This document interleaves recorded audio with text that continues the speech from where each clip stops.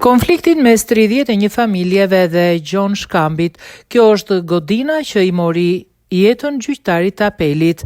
Kjo është godina e shkollës së rezervave në Shkodër, ku jetojnë 31 familje, të cilat prej vitit 1992 janë në konflikt me Gjon Shkambin, nipi të cilit, Elvis Shkambi, qëlloi për vdekje në sallën e gjyqit gjyqtari në apelit Astrid Kalaja. Siç shihet nga pamjet, fasada e objektit është e pandryshuar, ndërsa familjet i kanë përshtatur ambientet e shkollës si hyrje.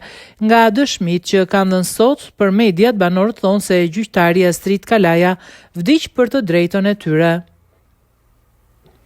Unë jam Shuke Pepniku. Në banesën që jetoj, ja kam bler shtëpin Gjon Shkambit në 1996, bashkia e ka dhënë atij personit në 1993.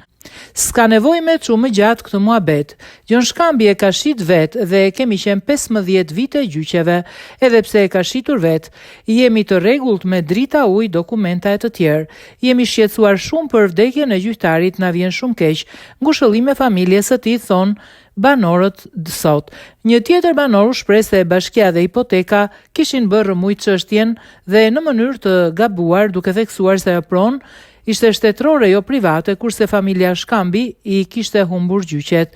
Fitimi i pronës dihet se është bërë në mënyrë të gabuar. Bashkia hipoteka e ka bërë rrëmuj këtë. Hipoteka e ka regjistruar pa vendim të Këshillit Bashkiak, si me që në hava. Kjo është pronë e shtetit, i kanë bërë me letra sot. Gjyqet i ka humbur ky. Nuk ka dokumenta me nxjerr njerëz jashtë, as vendim ka bërë manovrime. Ne kemi bërë vendim gjykate me dal jashtë, asnjë lloj vendimi, që në 2012 kemi në për seanca. Ka ardhur për tyr me forcë, por nuk ka mundur të futet. Fajin e ka bashkia dhe hipoteka.